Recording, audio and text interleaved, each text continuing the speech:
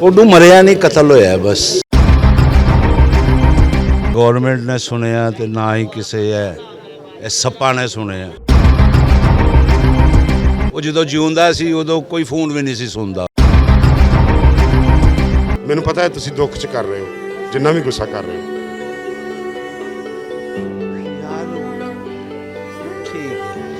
कोडू मरिया नहीं, कतल होया बस। हाँ हाँ सारिਆਂ ਦੇ ਹੱਥਾਂ 'ਤੇ ਖੂਨ।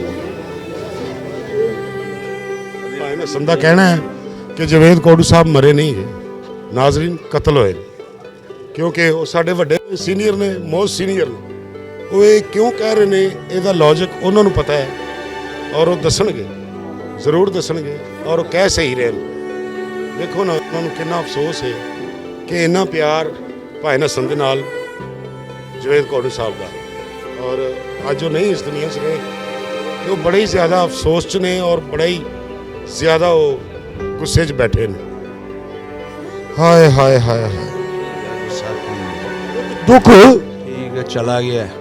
जिन्होंने लोगों ने कोडू साहब का नहीं ख्याल किया।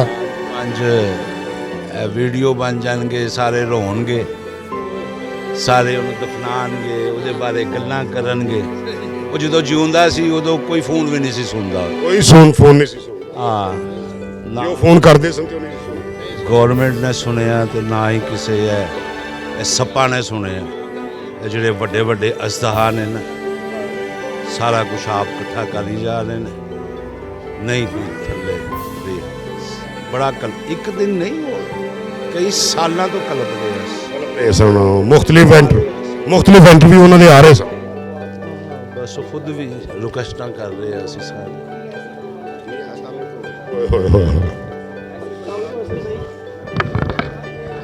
नाजरीन बड़ा अफसोस और बड़ा ज़्यादा अफसोस साढ़े फनकार बरादरी च पाया जा रहा है।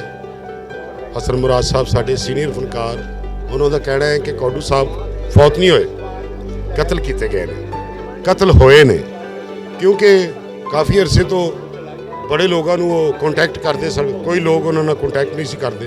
इस चीज़ का मैं भी गवाह हाँ। मेरे नाल जदों भी गल हुई जवेद कोडू साहब की, मैं उन्होंने फ़ोन रिसीव किया, जिथे उन्होंने बुलाया मैं उत्थे गया। पिछे जी हाली मैं उन्होंने एक प्रोग्राम करवाया तो बड़े खुश होए कि यार तू रोज़िया मैंने एक प्रोग्राम करवाया शकील चंद, तेरी मेहरबानी यार। तो मैं क्या तुसीं साडे उस्ताद हैगे हो। तो मैं घर छड्ड के गया, तैयब ने अगों रिसीव किया। तो मैनूं नहीं सी पता कि आखिरी मुलाकात, मैनूं पता हुंदा नाजरीन तो मैं भावें एक दो इंटरव्यू उन्होंने होर कर लैंदा। लेकिन ये रब है, सानूं किसी नूं भी नहीं पता लगता अगले मिनट च, अगले सैकेंड च, अगले घंटे च की होना है। ये रब है।